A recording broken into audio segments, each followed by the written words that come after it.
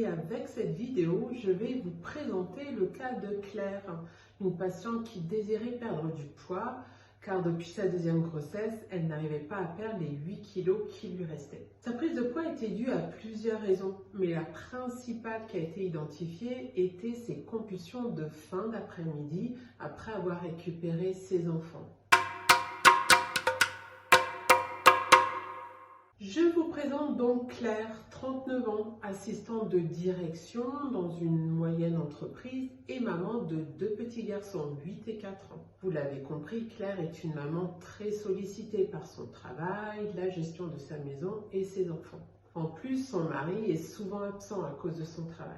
Alors après avoir fait une anamnèse approfondie avec Claire, ce qui m'a permis de relever toutes les informations nécessaires dans différents thèmes de sa vie, comme sa santé, son historique de poids, ses habitudes de vie, son comportement, entre autres, nous avons pu identifier la cause principale de sa prise de poids, ses compulsions de fin d'après-midi. Alors je vais à travers cette vidéo vous présenter les différentes étapes de travail qui ont permis à Claire d'arrêter ses compulsions, ce qui lui a permis de perdre ses kilos superflus. Mais en plus, vous allez comprendre qu'une compulsion est le résultat d'une envie de manger tout à fait naturelle et qui devrait avoir pour fonction de réguler une émotion ou un ressenti désagréable lorsqu'un cadre est respecté lors de cette prise alimentaire.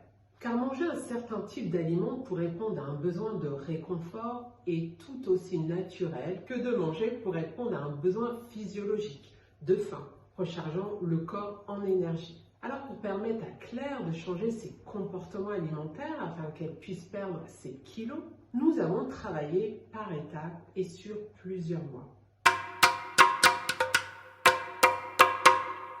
La première étape a été l'acceptation de son émotion de fatigue. Pourquoi? Parce qu'accepter ses émotions, c'est se permettre de retrouver un état émotionnel neutre ou agréable. Comprendre le besoin non satisfait que cette émotion révèle. Sachez que la fatigue et l'ennui sont les deux principales causes qui font craquer ou manger au-delà des besoins pour la majorité d'entre nous. L'acceptation de l'émotion doit être mentale et corporelle. Accepter une émotion comme ici, celle d'être fatigué, cela sous-entend d'accepter de ressentir ce qui est désagréable dans son corps, l'éprouver pour mieux s'apaiser. Mais aussi apprendre à écouter ses émotions permet également d'entendre le besoin que cette émotion révèle. Ici, pour Claire, son corps manifeste son besoin de retrouver un plus haut niveau d'énergie, faire face au reste de la journée. Son émotion lui révèle aussi sa peur de ne pas être à la hauteur de son rôle de maman. Accepter mentalement une émotion, c'est arrêter d'entretenir des pensées négatives sur ce que l'on vit, ressent ou pense. Ici, Claire lutte et n'accepte pas d'être fatiguée, ce qui l'amène à générer de la culpabilité, de ne pas être en forme pour bien gérer ses rôles de maman et de femme, mais aussi la honte de devoir manger pour y faire face, la colère contre elle-même, etc. Il y avait beaucoup de choses. Une fois que Claire a compris et accepté que sa fatigue à ce moment de la journée soit tout à fait normale et qu'elle s'autorise sans pensée négative à être une maman fatiguée qui a besoin d'un moment de repos avant de commencer sa deuxième journée, cela a permis la diminution de la charge émotionnelle de ce moment de la journée. Et donc, la diminution des compulsions qui avait aussi pour but l'anesthésie de ses pensées et émotions désagréables.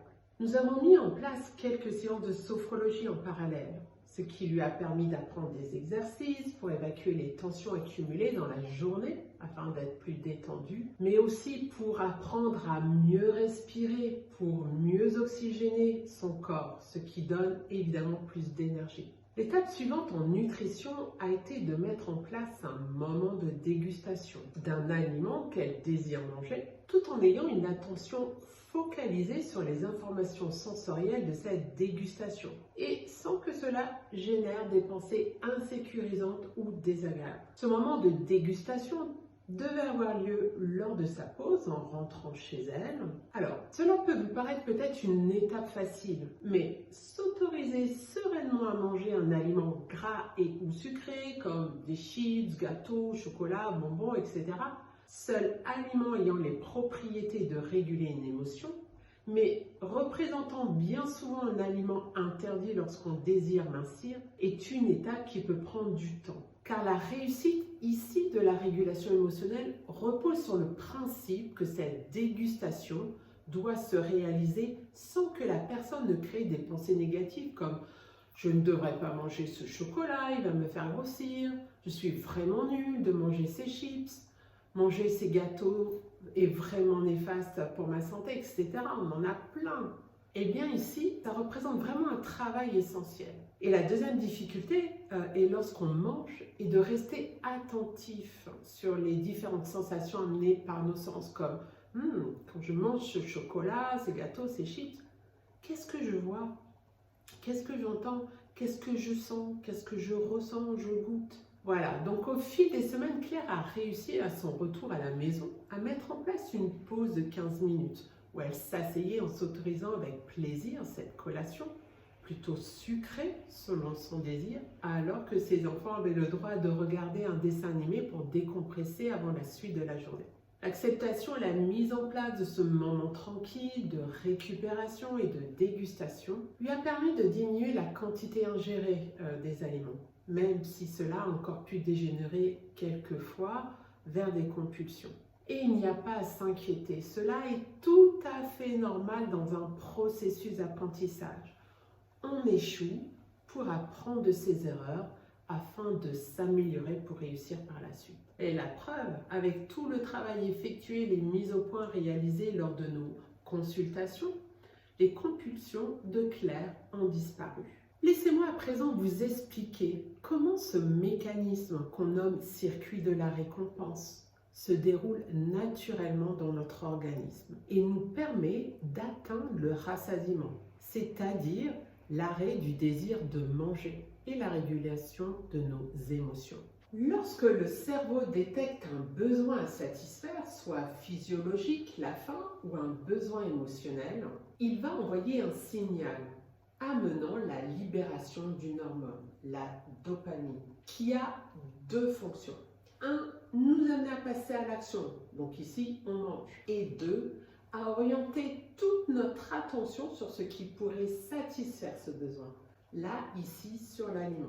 Nous allons donc avoir une envie de manger. Et si ce désir est satisfait et qu'on en retire du plaisir, le cerveau va libérer de la sérotonine et de l'endorphine, deux hormones du bien-être et de la sérénité. La sécrétion de ces deux hormones va donc arrêter celle de la dopamine, ce qui permet d'éteindre l'envie de manger et de favoriser la satiété. Donc, nous ne ressentons plus la faim. De plus, cela va aussi permettre la régulation naturelle de l'émotion grâce à la sécrétion des deux hormones du bien-être.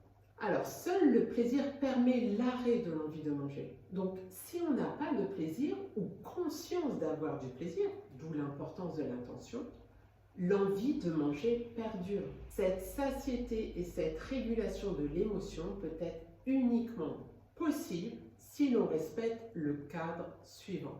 On ne doit manger que ce qu'on désire réellement manger pour se procurer du plaisir. C'est-à-dire, si vous avez envie de manger du chocolat, vous ne pourrez pas prendre de plaisir avec une pomme ou un yaourt.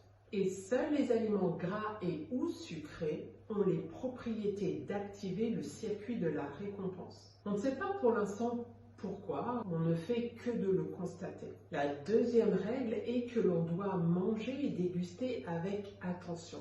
C'est-à-dire que l'attention et les pensées ne doivent porter que sur les différentes sensations sensorielles que procure cette dégustation. Et lors de ce moment, on doit se sentir en sécurité émotionnelle. C'est la troisième règle.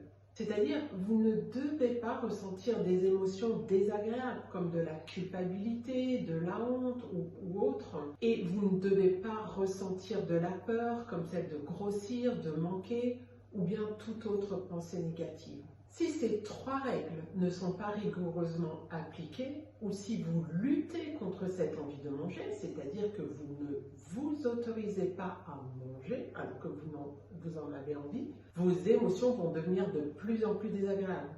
Vous aurez encore plus envie de les réguler, de les faire disparaître, ce qui va amener une sécrétion plus importante de dopamine, donc une envie plus violente de manger et une attention plus importante sur les aliments allant jusqu'à l'obsession.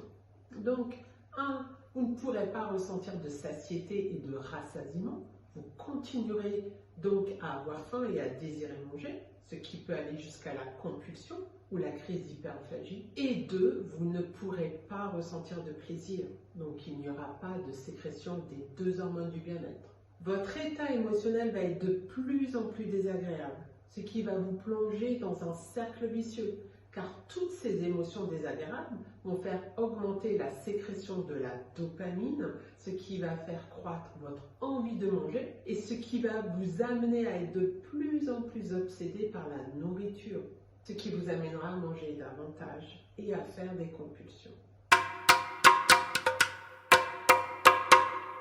Voilà, j'espère que cette vidéo vous a permis de mieux comprendre comment l'alimentation peut réguler naturellement les émotions et qu'à travers cette vidéo, vous avez pu découvrir quel comportement vous devez adopter pour y arriver.